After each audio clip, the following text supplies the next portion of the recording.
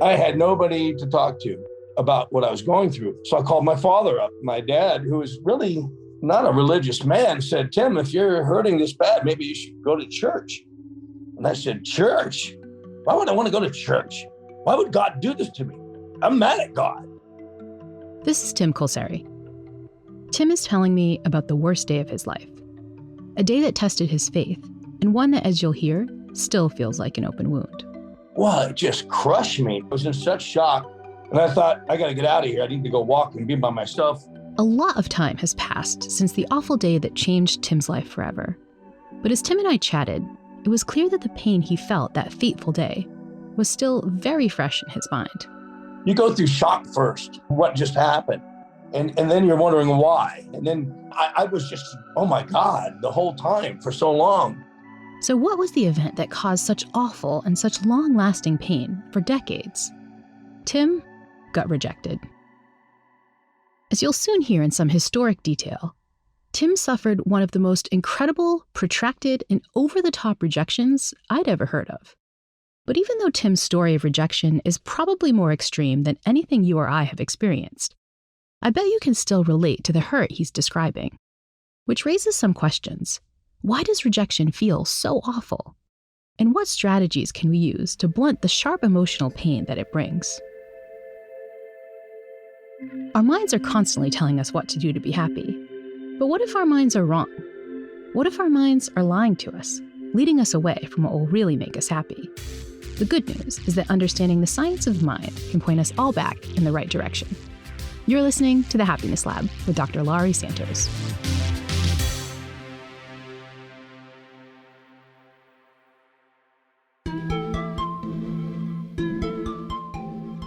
When I began planning this episode about the science of rejection, I'd never actually heard of Tim Colceri or his story. And when I finally did hear his tragic tale, I honestly couldn't quite believe it. Tim had already endured a pretty dynamic and adventure-filled life, even before the epic rejection that changed his path forever. I went in the Marines on my 18th birthday, went to Vietnam, spent 13 months in Da Nang, and got out on my 20th birthday. And then 2 months later, I was enrolled at college. And after about my senior year, one of my good friends turned pro in golf and wanted me to caddy for him on the tour. And I turned pro about a year later. I played for about 3 years. And then I thought, what am I going to do with myself? I ended up in Miami waiting tables. And then I got on as an airline flight attendant. And actually, I've been to Guam as a Marine, a flight attendant, and a stand-up comedian. I don't think anybody can say that. Lots of people have their hearts broken trying to make it as a stand-up comedian or a professional golfer. But not Tim. That wasn't where his anguish came from. He also wasn't beaten down as a low-paid waiter or a sleep-deprived flight attendant. Tim's real tale of woe started when he embarked on a new career path. On a whim, he decided to join a friend for an acting class. The teacher said, this is what we call a born natural. And everybody came up to me afterwards and said, you're really good. I go, I'm good at acting? That's what I'm good at? Tim was determined to find his way into the movie business. But it was hard for a veteran living in Florida with no acting experience to break into Hollywood. So when Tim heard about an open casting call for a big-budget war movie, he decided to rent a camera and make an audition video. Despite his lack of acting credentials, Tim was still hoping to land one of the biggest roles in the war film, a boot camp drill instructor. He had, after all, been a real Marine. So I knew I could play it in my mind. Tim scraped together enough money for the stamps. $10.87. I remember that distinctly. And mailed off his audition tape. I hope it gets to where it's supposed to go. That's all I thought. And then 3 years went by. I completely forgot about the tape. Completely. One fateful day, the phone rang. Hello, Tim. This is Louis Blau, president of Warner Brothers. Tim, I have a tremendous amount of faith in Stanley Kubrick. Tim, Stanley Kubrick has a tremendous amount of faith in Tim Colceri. And I ran over to the window and I put my head out the window. I went, Stanley Kubrick has a tremendous amount of faith in me. That's right, Stanley Kubrick, the director of Dr. Strangelove, A Clockwork Orange, 2001: A Space Odyssey, and The Shining. That Stanley Kubrick had picked Tim, a complete acting newbie, to star in his next project. I was so happy, so happy. Tim learned that he'd not only been cast in Full Metal Jacket, Kubrick's epic about the horrors of the Vietnam War, but also that he'd landed the lead role of the brutal drill instructor. If you haven't seen the movie, this character is pretty incredible. He takes a bunch of raw Marines through their basic training, making some and breaking others. No spoiler, but he eventually meets a tragic end in one of the most memorable moments of the movie. Tim was over the moon at landing the part, but he didn't have much time to celebrate. He was quickly flown off to England, where he had to learn page after page of dialogue. It was a stressful and a lonely time.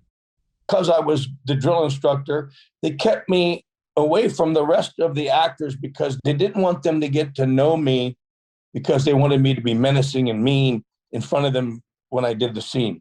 Tim spent hours alone in his hotel room, learning his lengthy monologues, screaming like a drill instructor at no one in particular, week after week after week. It was really tough dialogue, really hard to do. Tim stopped sleeping and even had to see a doctor because of all the stress. But he thought all the isolation and anxiety and insomnia were worth it. After all, he had the film's most important part, a role that he had dreamed about for years. But what Tim didn't know was that he wasn't the only one who'd been dreaming about the drill instructor role. Another former Marine, Lee Ermey, had wanted to land that very same part, but Lee was chosen instead as the film's technical advisor. And Lee had a plan. Unlike Tim, who was locked away learning his dialogue, Lee got to spend a lot of time with the cast. As technical advisor, Lee's job was to work with the other actors, which meant that he got to ad-lib a bunch of lines from the movie. And whenever Kubrick was around, Lee made sure to come up with as many colorful new drill instructor lines as he could. He tried to embody all the nastiness of a real Marine sergeant, which got Kubrick thinking. Eventually, he sent his assistant to find Tim. And I opened the door and his face looked like death. And I said, immediately, is he taking my role away from me? He said, read the letter. He had an envelope. And I opened it up, and the very first line said, Dear Tim, after a painful lot of deliberation, I decided to use Lee Ermey to play Sergeant Hartman. I have 2 starting quarterbacks. I need to choose one. Apparently, Kubrick had decided that he no longer had tremendous faith in Tim Colceri. It was a crushing rejection. Whatever your job is in the world, if you could think the highest place you could get to at that time, that was me. The best role I could get with the best director and the best film, and it was mine. So when that became taken away, it hurt me big time. Tim was totally bereft. But then fate seemed to intervene. Lee Ermey was in the hospital. I get a phone call saying, Lee was in a very serious car accident. Don't go anywhere. You got the role back. Tim was going to play the drill sergeant again. Suddenly, his dream role was back. Until it wasn't. He got another phone call. It turns out the film was required to allow Lee Ermey to recover and complete filming. Tim was given a quick, never mind, sorry to get your hopes up. And I had to fly back to the United States. Now everybody's going, well, how'd it go over there? Well, I lost my big role, but I got this other role I really want to play. In the aftermath of losing his dream part twice, Kubrick decided to toss Tim a sort of consolation prize, a bit part in the movie that didn't even have a name. Tim was asked to play a helicopter door gunner. The door gunner had like 3 lines of dialogue and spent most of his scene gleefully mowing down innocent women and children in the fields rushing by below. It was a tiny, tiny part, but the violent scene had left an impression on Tim when he'd first seen a copy of the script. I immediately said to myself, man, whoever plays that role is going to have a ball. I never thought it was going to be me. So Tim would be in a Kubrick film after all. He waited for the call to return to the set. But when the call came, it was yet another disappointment. The door gunner scene had been cut. And I remember hanging up the phone and going, here we go again. Wow, I had an Oscar-nominated role, the best role I could think about, to another great role, to no role. Wow. Tim's story, amazingly, isn't over yet. But what struck me during our chat was just how raw this rejection still feels decades later. Being shunned by Kubrick felt painful and disorienting at the time, but the wound Tim received as a young man still hurts him deeply, well into his 70s. His scars never really healed. That was the dream thing of my life. Take that away, everything else is secondary after that, and nothing shocks you anymore. When we get back from the break, we'll explore the science of why rejection can leave such deep wounds. We'll learn a surprising truth about how rejection works in the brain and what understanding this strange truth means for how we can protect ourselves from the pain of being shunned. The Happiness Lab will be right back. Unlike most human beings, Naomi's never been rejected. So That is not true. I'm talking to UCLA's social neuroscientists Naomi Eisenberger and Matt Lieberman. The married couple studies how the brain processes rejection, but the couple differs in their personal experience with this phenomenon. The closest is like if our teenage son doesn't hug her enough, then she feels rejected. But keep in mind, he still hugs her, and that's what she considers to be an experience of rejection. So I think as much as she's an expert on the science of rejection, she doesn't know anything about the experience of actual rejection. Matt, however, has had more than his fair share of this painful experience.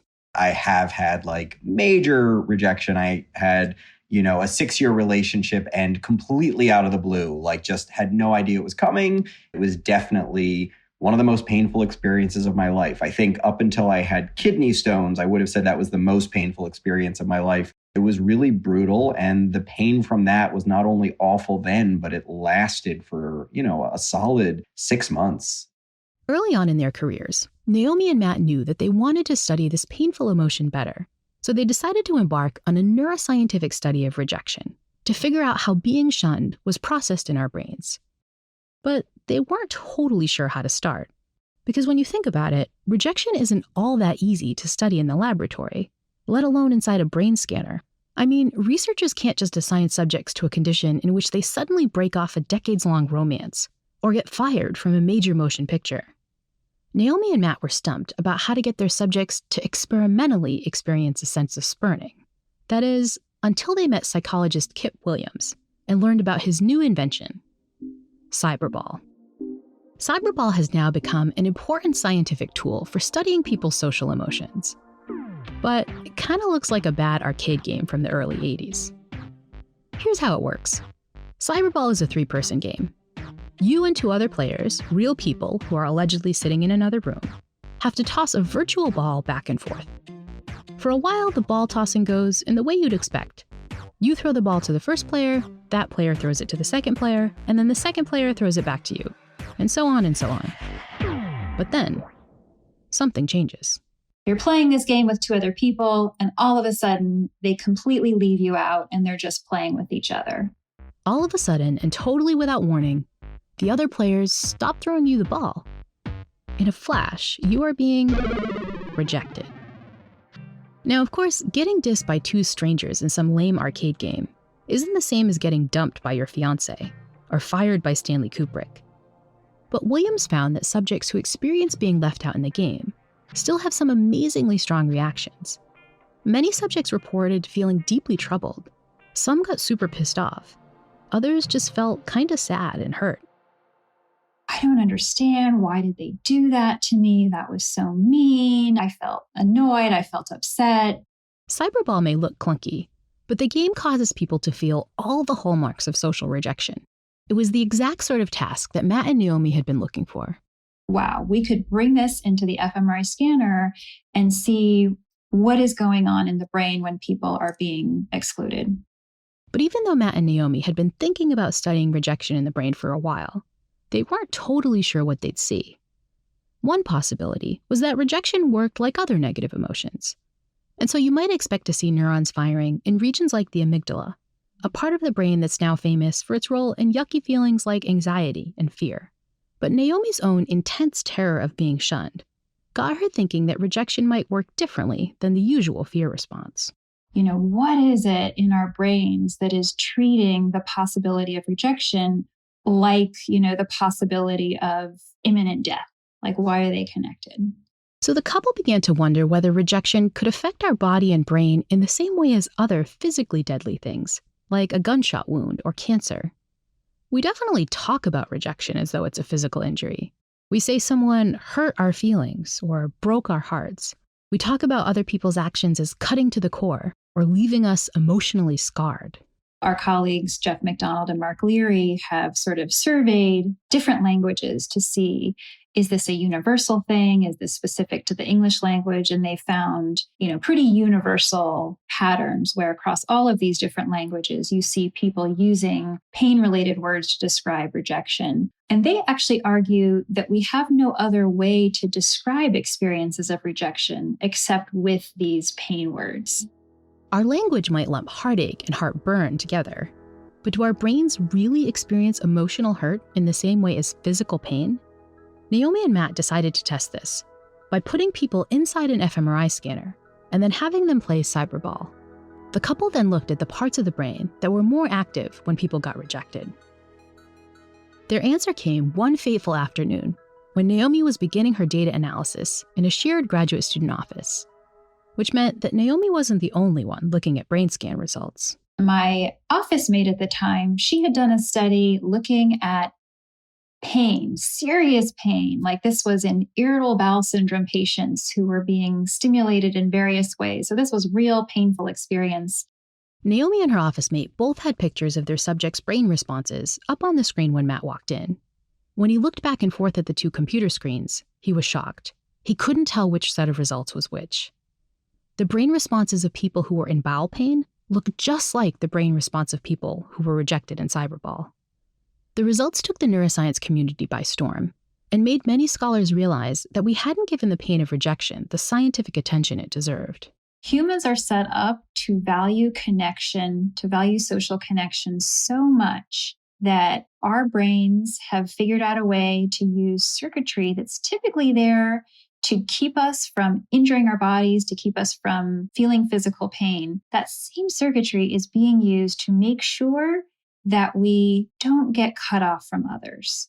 To me, that's a really amazing thing and sort of helps normalize some of the intense fears that I might have of rejection. Like, okay, that is part of how we have evolved in humans to place such an important value on social bonds that the possibility of having those bonds broken really does put us at greater risk and maybe is why our bodies respond in this really intense way to the possibility of being separated from others. Yeah. One of the takeaways from this is that, in our society, we're kind of wired to take everybody else's physical pain very, very seriously. Like, oh, you sprained your ankle, let's get you somewhere to get that treated right away. And we tend to look at other people's social pain as something that's kind of like, hey, that's your business. Just like take care of that. Don't let that interfere with your work or your classwork or whatever it is. And the thing is that the brain probably doesn't differentiate them in the way that we're treating them. And so I think it's probably made me a bit more sort of empathic. But Naomi and Matt's findings also got them thinking about creative ways to alleviate the pain that feeling jilted can cause. The couple's brain findings suggested a straightforward but also incredible possibility. If the brain processes rejection like a painful physical injury, say a kidney stone, could the same drugs we take to stop physical discomfort also protect us from social hurt? What if you sort of prescribed pain medicine for people who had social pain? Wouldn't that be hilarious? Like it was almost going to be a punchline in a talk, but we never thought it would work. So we never ran that study. But Nathan DeWall, a professor of psychology at the University of Kentucky, thought it was worth trying out. He gave his subjects either pain medication, acetaminophen, the active ingredient in Tylenol, or a placebo pill for 3 weeks. Participants in both groups were asked to fill out a nightly survey on whether they'd felt teased or hurt by other people during the day. He also had a smaller group of these subjects perform Naomi and Matt's cyberball brain scan task. What happened? By the 9th day of treatment, subjects taking acetaminophen were feeling less hurt by their daily rejections than subjects taking the fake pill. Their brains also showed less activity in those same pain regions when playing cyberball. So it looked like there was really evidence that, this physical painkiller seems to be having an effect on social pain too. It is really important to include the warning label, which is that Tylenol is actually quite toxic. So when I talk about this with large audiences, I always tell them this because people are like, oh, cool. The next time I get rejected, I'll just take a bottle of Tylenol. And that will kill you. People should not try to do this at home and self-administer because it's actually dangerous. I just want to echo Matt here again. Do not take an aspirin or a Tylenol or any other painkiller to ease the hurt of rejection. It is dangerous. Do not do it, never ever. Seriously, not a smart strategy. But Naomi and Matt's findings do provide an existence proof that there are ways to turn off the pain of rejection. When we get back from the break, we'll see that there are some safe ways to inoculate ourselves and the people we love from the pain of rejection. We'll learn that we don't need a drug to alleviate the hurt of being jilted, but we do need to get the right strategies to make sure our rejection cuts don't get infected. In fact, we'll talk to a scientist who's come up with a host of simple strategies we can use to fight our heartaches and feel better.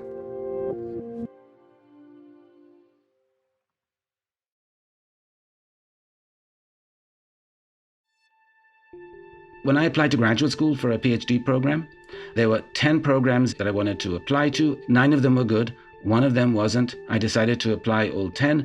The 9 good ones said no. The 10th didn't even bother responding. This is psychologist Guy Winch. His first round of graduate school applications didn't go so well. And I felt very, very rejected. And then I realized they're not rejecting me. They're rejecting my application. My application is something I can work on. And so I got my head together again. This might sound like a pretty enlightened reaction from an applicant who didn't even get a no thank you from the worst program in his entire field. But Guy has long been an expert on strategies we can use to bounce back.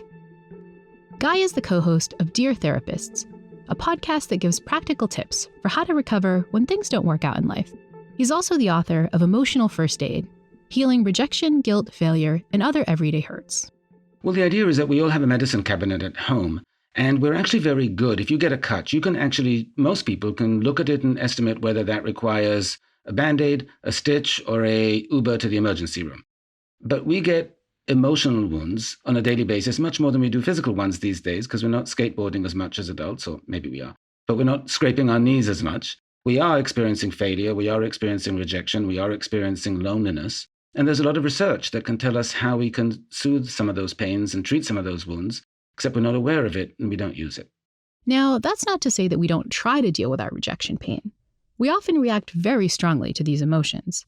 The problem, according to Guy, is that we do so in some very unhelpful ways, like getting really angry. When we stub our toe, our instinct is to go and kick the desk of drawers that did it, or to punch something. I mean, our instinct for pain is to lash out. And rejection is pain, and our instinct is to lash out. Studies have vividly shown that the anger of rejection makes us want to hurt other people. In one experiment, subjects first got rejected in a game of cyberball, and then had a chance to lash out against a group of innocent bystanders. Subjects were told that they needed to decide how much hot sauce to make people drink in an upcoming taste test experiment.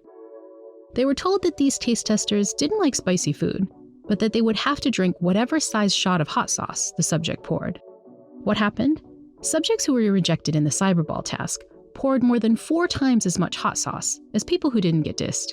Other studies of rejection have found that jilted subjects are more willing to punish strangers with a white noise blast that's longer and louder than non-rejected subjects choose.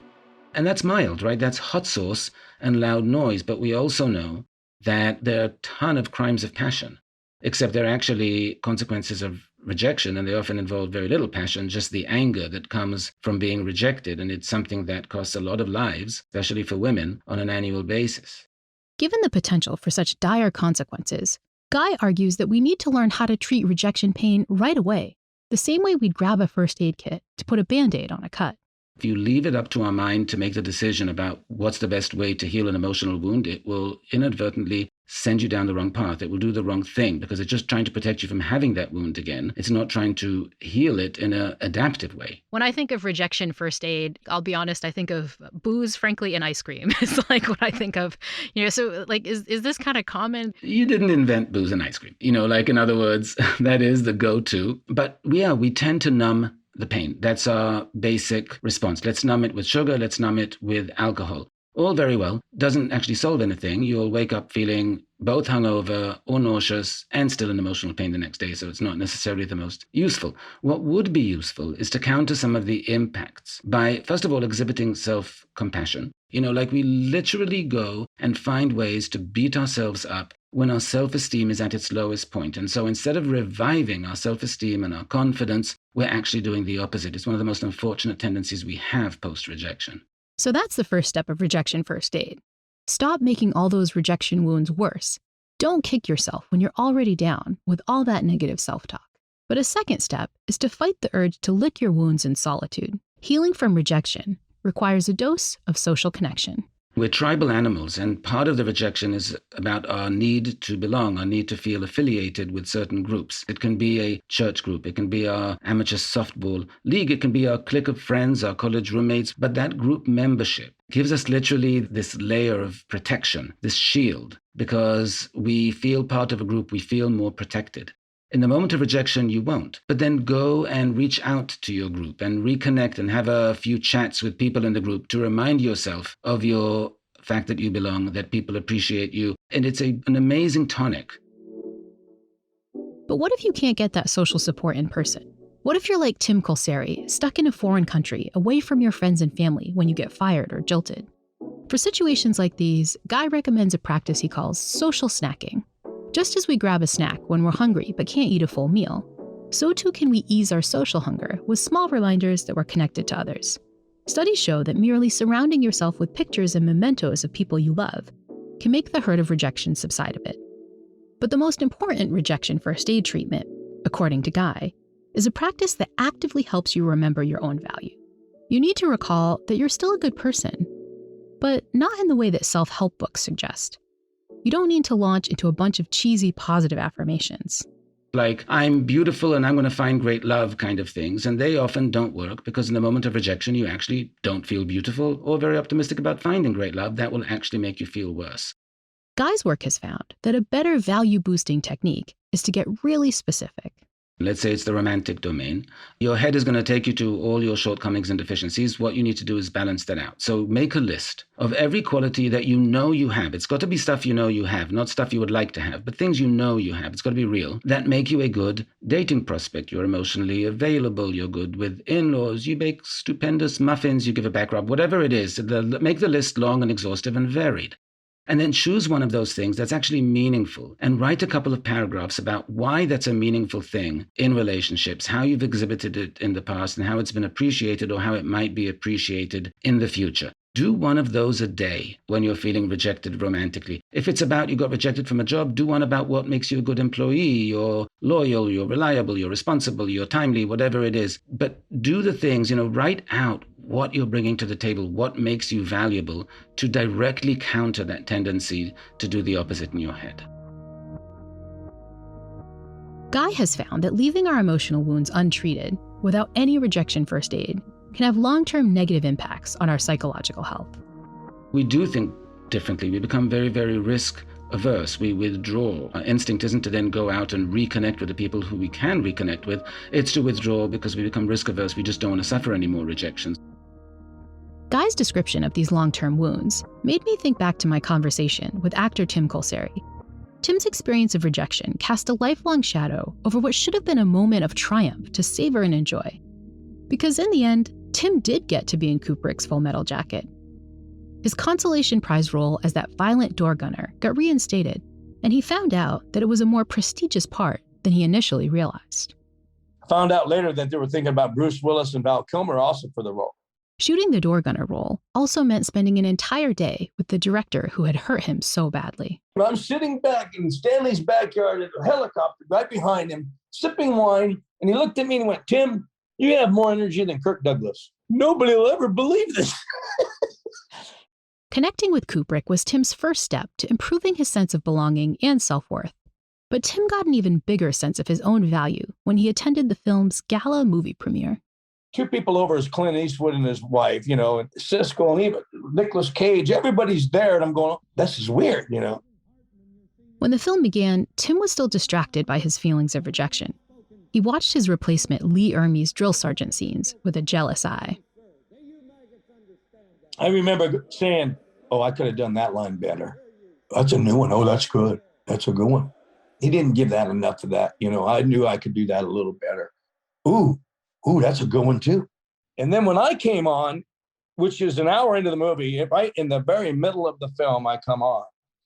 I heard laughter throughout the audience, chuckling kind of. And I thought to myself, was I good? I didn't know if I was good or bad. Really didn't know. Was Tim good? I watched the film again recently, and Tim's performance is great.